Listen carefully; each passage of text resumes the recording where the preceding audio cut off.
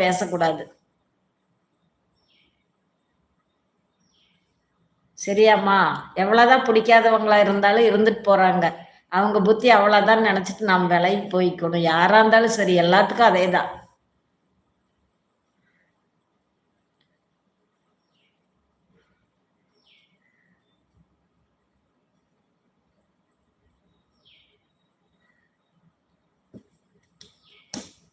யாருக்கு யாரு வேண்டாதவங்க அப்படிங்கிறதெல்லாம் கிடையாது.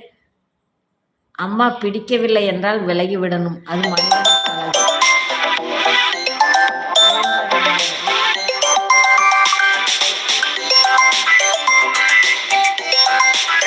ஒரு நிமிஷம் இருங்க,